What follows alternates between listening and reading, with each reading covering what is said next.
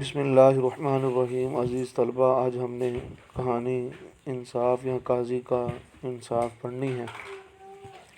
ایک دفعہ کا ذکر ہے کہ سلطان مراد ترکستان کا بادشاہ اور اسلامی دنیا کا حکمران تھا۔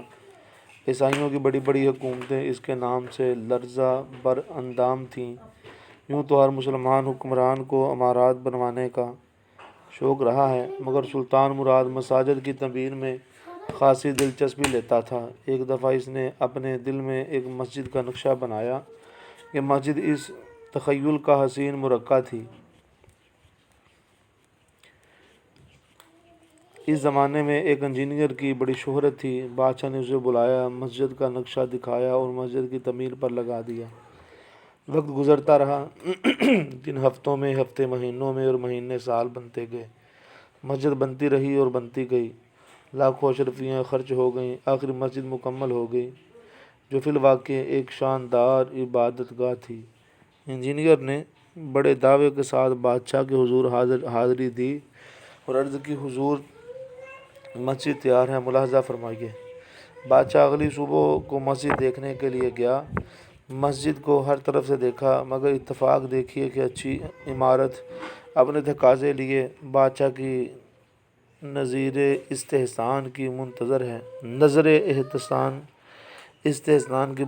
ہے، مگر بادشاہ کہ اسے یہ عمارت مطلق پسند نہیں آئی۔ وہ اپنے آپ کو سنبھالنے کی کوشش کر رہا ہے۔ آخر جب نہ سنبھل سکا تو حکم دیا کہ انجینئر کا ایک ہاتھ کاٹ دیا جائے۔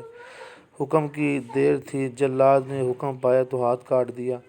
انجینئر کو یہ سزا بلا وجہ ملی تھی۔ اسے اور تو کچھ نہ سوجا، وہ سیدھا قاضی کی عدالت میں جا پہنچا اور دعویٰ دائر کر دیا۔ قاضی نے بادشاہ کے حاضر ہونے کا حکم دیا۔ بادشاہ حاضر ہوا تو عدالت میں انجینئر کو کھڑا پایا، جس کے ہاتھ سے خون کے قطرے گر رہے تھے۔